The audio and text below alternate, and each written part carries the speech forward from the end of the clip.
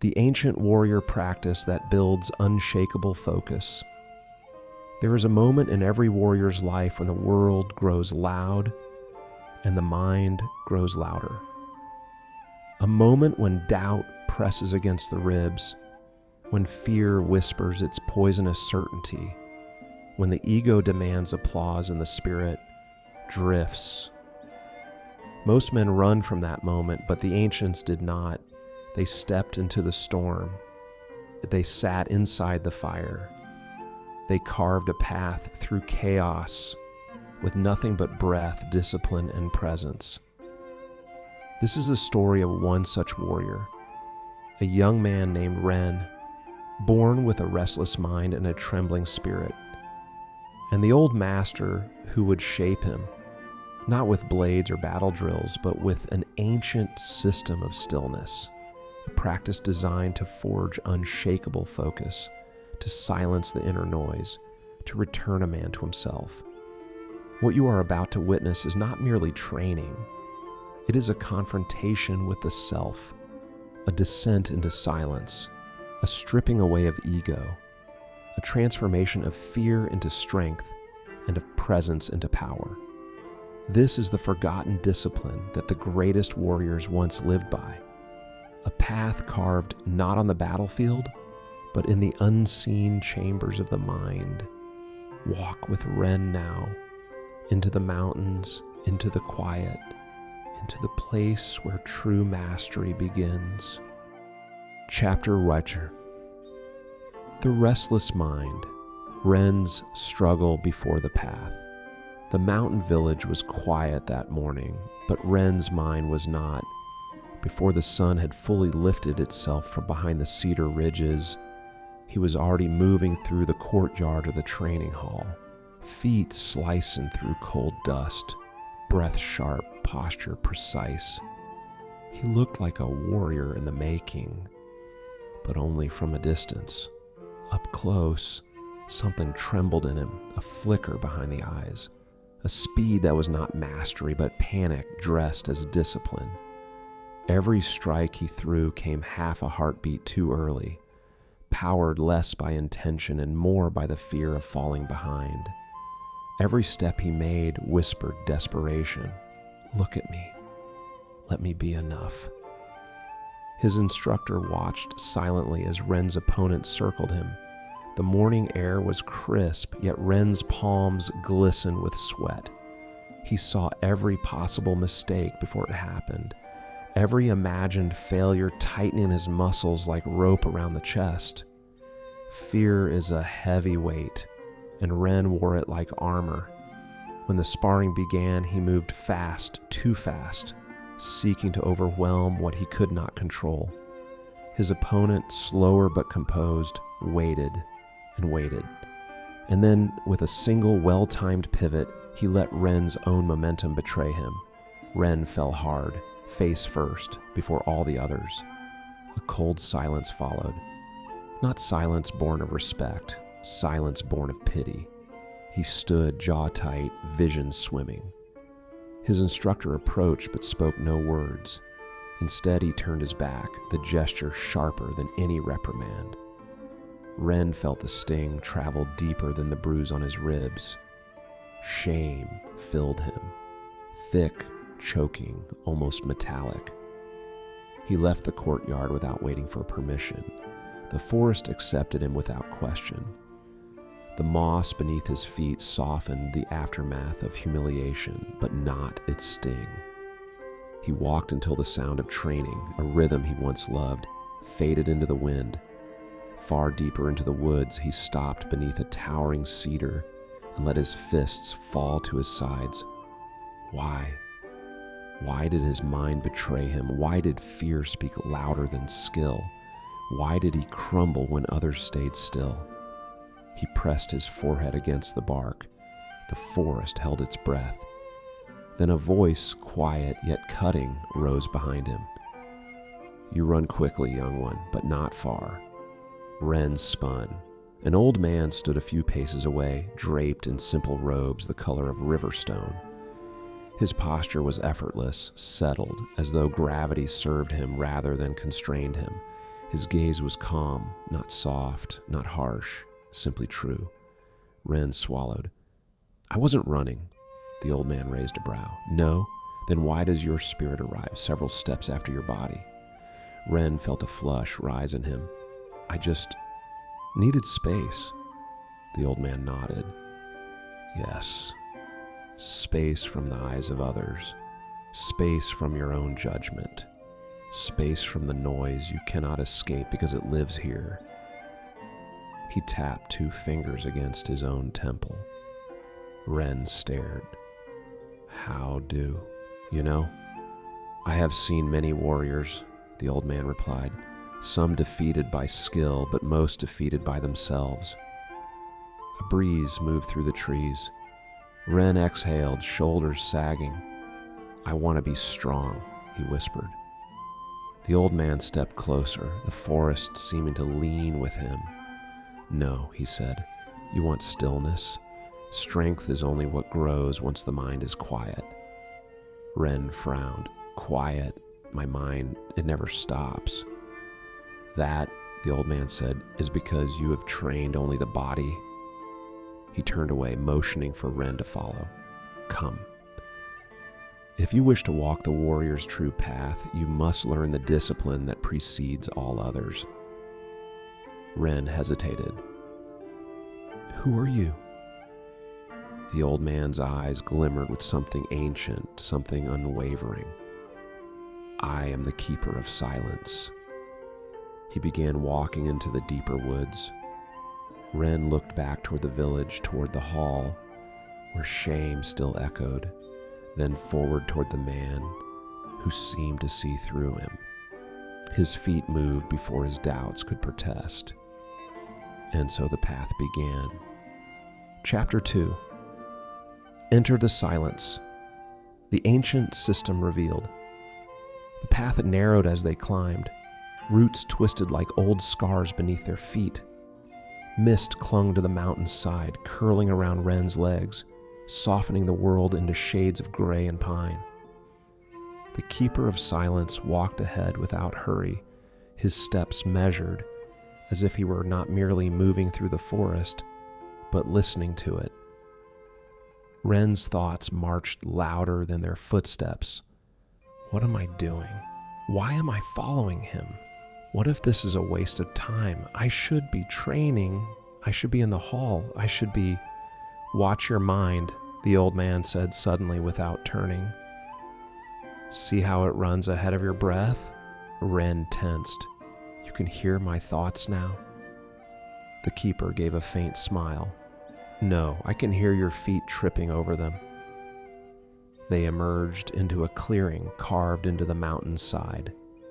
A small shrine stood there, weathered wood, stone steps smoothed by generations of knees and bare soles. No banners, no symbols of rank, just a stone basin, a bell, and silence so complete it felt like a presence. This is where warriors once came before battle, the keeper said. Not to sharpen blades, to sharpen awareness. Ren looked around. It's empty. Of distraction, the keeper replied. That is why they came. He gestured to a flat stone platform beneath an ancient cedar. Sit. Ren expected stances, drills, complex movements. Instead, he obeyed the simplest command, folding his legs, resting his hands on his knees. The stone was cold beneath him. The keeper settled in front of him, mirroring his posture. For a moment, they simply faced each other, 2 still figures in the mountain air. Then the keeper spoke. Before a man commands his body, he must command his breath. Ren frowned. Breathing, that's basic. The old man nodded. Exactly. The foundation of your life, and yet you had never trained it. You let your fears breathe for you. You let your anxiety steer your lungs like reins. He lifted a hand, indicating Ren's chest. In the trial when you fought, your breath was shallow, frantic. Your heart pounded, your vision narrowed. That is not weakness of skill. That is weakness of regulation. Ren's eyes hardened. Regulation? The keeper's voice grew softer but more precise. Inside your skull is a wild animal, the amygdala. It protects you from danger, but it cannot tell the difference between real threat and imagined humiliation. When you worry what others think, when you fear failure, this animal flares. Your body prepares for war, even when there is none. He paused, letting the words sink in. Your breath is the leash. The ancient warriors learned this long before we had names for brain and nerve. They knew, slow the breath, and the storm inside begins to obey. Ren shifted slightly on the stone. So, what do I do? The keeper's eyes held him. You do nothing. That is the most difficult practice of all. He straightened, spine tall, shoulders relaxed. We begin with Kansoku no Kokyu, the observation of breath, no mantra, no image. Only this: inhale through the nose, slow and steady. Feel the air fill your belly, not your chest. Then exhale slightly longer than you inhaled, again and again, not forcing, just watching. Ren tried, drawing in air. His chest rose sharply. Belly, the keeper reminded. Ren adjusted, awkward, pulling air deeper. It felt strange, vulnerable, like revealing a soft part of himself to the cold morning. He exhaled, too quickly. Longer, the keeper murmured.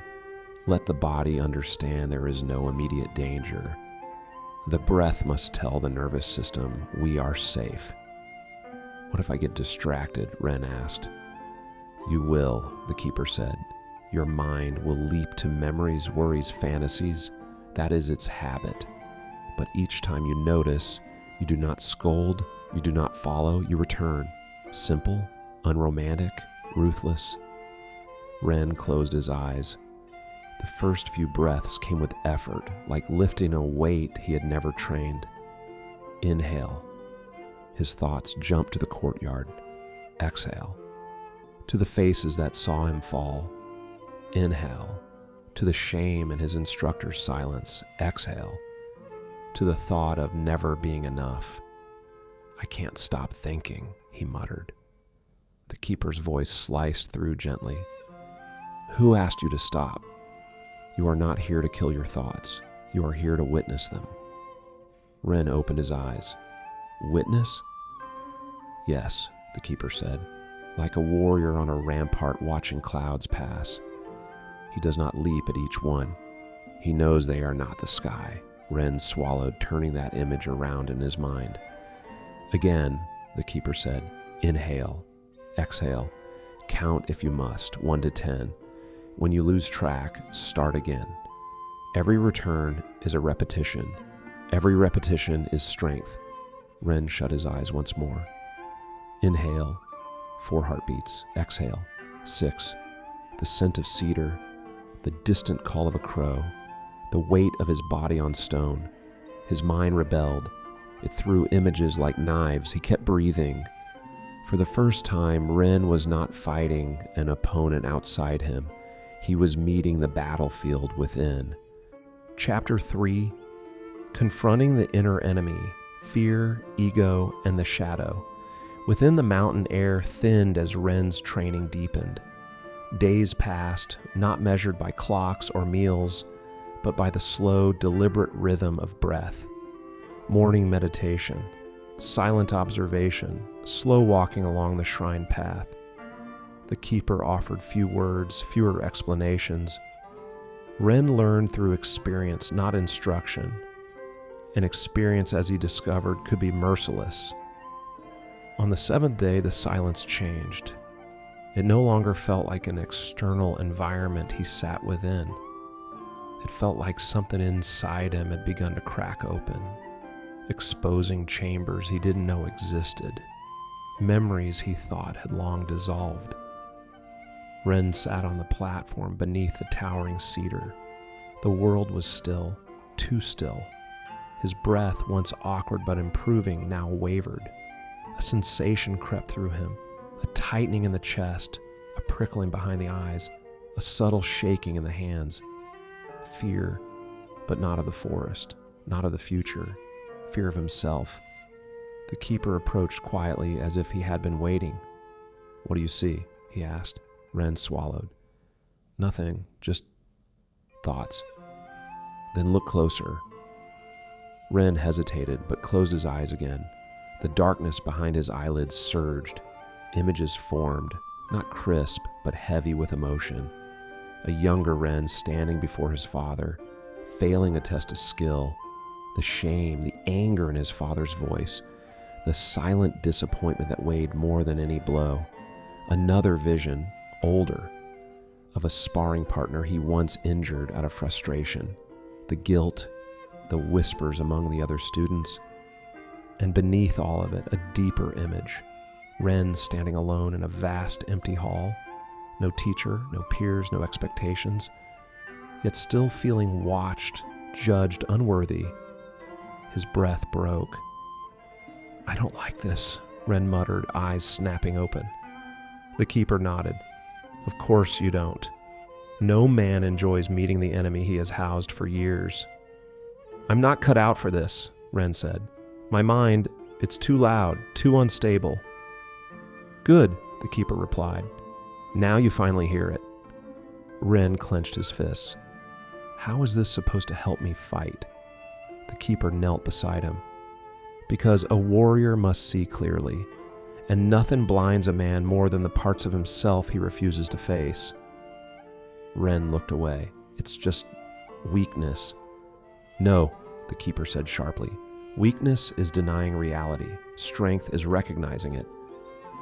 He tapped Ren's chest, lightly but with intention. "You carry a shadow. Every warrior does. It is formed from fear, ego, shame, all the unresolved fragments of your life. When you fight, it fights with you. When you breathe, it breathes behind your ribs." Ren's voice thinned. "And when I fail?" The keeper's eyes softened. "It is the shadow that fails, but you believe it is you." A long silence followed. Ren stared at the ground. The old cedar towered above them, roots spiraling deep beneath the shrine. He wondered how many warriors had once sat here, wrestling the same silent enemy. "I don't know how to confront it," Ren whispered. "You already are," the keeper said. "The moment you look at your shadow without running, you begin to tame it." Ren exhaled shakily. "But understand this," the keeper continued. "The goal is not to kill the shadow. If you do, you kill a piece of yourself. The goal is to integrate it, to bring it into the light, so it can no longer control you from the dark." Ren looked up. "And how do I do that?" The keeper smiled faintly. "By staying, by breathing, by witnessing the storms you once fled." The wind stirred, carrying the scent of cedar and cold stone. Ren closed his eyes again. The images resurfaced, painful, accusing, but this time he didn't pull away. His breath shook, but he found it. Slow in, slow out. The keeper observed him with quiet approval. "For now," he said, "that is enough." Ren continued breathing as the darkness shifted. No longer an abyss, but a landscape. Not a threat, but a message. He was beginning to understand. The greatest battles are fought without a single sword drawn. Your chapter 4, the discipline of one thing, reforging the warrior spirit. The mountains shifted as the seasons do, not outwardly, but in the subtle atmosphere Ren carried within him. He walked differently now, less hurried, less tangled in invisible threads of worry. The keeper sensed it, though he said nothing. Wisdom rarely announces progress. It waits to see if the student notices. This morning, the shrine grounds glowed with soft amber light. Mist curled along the stones like drifting thoughts Ren no longer feared.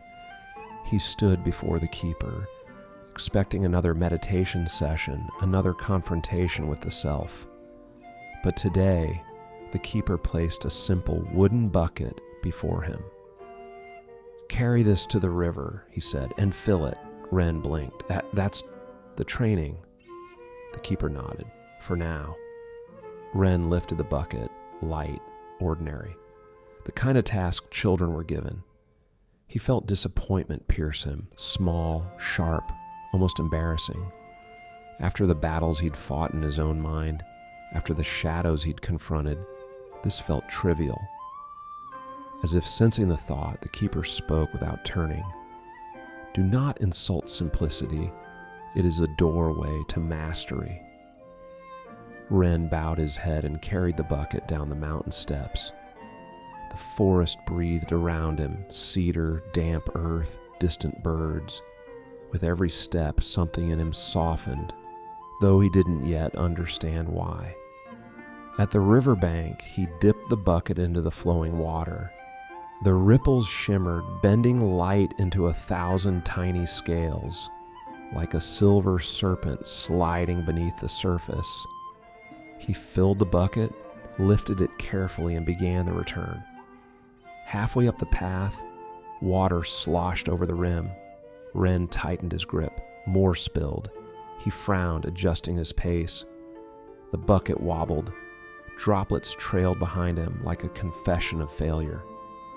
When he reached the shrine, it was only half full. The keeper examined the bucket, then Ren. Again, Ren carried it back down, filled it, climbed. This time, 3/4 full. Again, down, up, 2/3 full. Again. Hours passed. The sun rose, burned, softened. Ren's arms ached. His breath grew heavy. His mind whispered its old invitations. "This is pointless. This is beneath you. Why are you doing chores when you should be training?" The keeper spoke as if reading the thoughts Ren tried to hide. "A scattered mind leaks strength the way this bucket leaks water. Every step you take without full presence costs you." Ren gritted his teeth. "So what do I do?" The keeper walked to the bucket and tapped the wooden rim. "You do one thing," he said, "completely." Ren frowned. "What does that mean?" "Look at the river as you fill the bucket. Feel the handle in your hands. Hear the shift of water with each step. Become so absorbed in the act that nothing exists outside it. Not the future, not the past, not your desire to finish." He met Ren's eyes. "This is Ichigyo-Zanmai, the discipline of one thing, the warrior's antidote to distraction." Ren inhaled slowly. Something in him recognized the truth in those words. He returned to the path. This time, he did not rush. He did not anticipate. He did not brace for failure. He simply walked. He felt each grain of wood against his palm, the subtle sway of liquid weight, the rhythm of his steps aligning with his breath. Silence formed around him, not the heavy, confronting silence of meditation, but a clear, narrow channel of focus, a single line through the world. When he reached the shrine, the bucket was full, not a drop lost. The keeper nodded once. "Good, now you understand." Ren exhaled with something like awe. He was beginning to learn. Mastery is not found in harder tasks, but deeper attention. Chapter 5, The Unshakeable Mind, Return to the World. By the time Ren descended from the mountain shrine, the world felt both familiar and foreign, unchanged in form, yet transformed by the stillness he now carried within him. The air tasted different, clearer somehow. The distant clang of steel from the training courtyard did not pierce him as it once had. It simply existed, like a sound passing through an open gate. The keeper followed behind him, walking as though time itself bent to accommodate his pace. "You return not to prove yourself," he said quietly. but to reveal who you have become. Ren nodded, though a part of him feared the moment ahead. The hall where he once faltered now felt like a battlefield he must revisit, not with aggression, but with presence. When he stepped into the courtyard, the other students halted their drills. Whispers slipped through the ranks like wind through reeds. Some expected humiliation, others expected apology. A few expected nothing, for they had already forgotten him. Ren bowed toward the instructor. "I request to face the trial again." The instructor studied him. Something was undeniably different, not in Ren's posture, but in the absence of the frantic energy that once spilled out of him. "Very well," the instructor said. "Choose your opponent." Ren turned, and to the surprise of all present, he selected the same student who had defeated him before. The courtyard's tension tightened like a bowstring. His opponent smirked. Back for another fall? Ren breathed in, slow, diaphragmatic, steady. The insult slid off him like a leaf sliding across water. The instructor signaled. The spar began. His opponent lunged, aggressive and eager to repeat history, but Ren no longer moved with panic or prediction. He did not anticipate. He did not recoil. He simply saw. Every motion came to him before it arrived. Not mystically, but because his attention was no longer split across 1,000 imagined failures. The opponent's foot scraped the stone. Ren felt the shift before the strike. A hand flicked forward. Ren's breath anchored him in the moment. The world narrowed to a single line. Here, now, move. He sidestepped, not rushed, not defensive, but with calm precision. His opponent stumbled past him. Gasps rippled through the students. Ren did not capitalize on the imbalance. He merely returned a stance centered, unshakable. His opponent growled and attacked again, faster, harder, less controlled. Ren breathed. Ren watched. Ren acted. A deflection, a pivot, a grounded strike. Not meant to injure, but to demonstrate clarity in form and mind. His opponent collapsed to a knee, winded, eyes wide. This time, the silence in the courtyard was not pity. It was reverence. Ren bowed, not in triumph, not in superiority, but in gratitude to the moment, to the training, to the self he was learning to know without judgment. The instructor stepped forward. "What changed you?" Ren looked toward the mountains where the keeper stood at the gate, expression unreadable yet unmistakably proud. "My mind used to fight me," Ren said. "Now it stands with me." The instructor nodded slowly, understanding more in those words than Ren had spoken aloud. As the students parted to let him pass, Ren felt neither pride nor relief, only presence, steady, warm, anchoring him like a stone in a river. He had not come to defeat an opponent. He had come to demonstrate the truth. A man who has mastered himself cannot be shaken by another. And for the first time, Ren felt the quiet certainty of his own spirit, not as a hope, but as a fact. Ren didn't return from the mountain with a new technique. He returned with something far more dangerous, a mind that no longer runs, a focus that no longer breaks, a presence that no longer flees. That same discipline, the one that rebuilt him from the inside out, is the discipline you just walk through, not as a story, but as a mirror. If a part of you felt exposed, called out, or quietly awakened while watching this, that's not an accident. That's the part of you that's ready to stop chasing motivation, ready to stop living with scattered attention and soft habits, ready to sharpen your focus the way warriors once sharpened steel. Subscribe to Focus Dojo not for background noise, but as your training ground for ancient mental discipline in a modern world. Drop a comment. I choose unshakable focus. Let that be your first conscious rep of this new path. Like and share this video so more silent warriors can find the practice Ren discovered in the mountains. This is Focus Dojo, where stories are not just entertainment, they're systems for inner transformation. Remember, a dull sword is obvious, a dull mind is invisible. Sharpen both. Walk the path with discipline. I'll see you in the next training.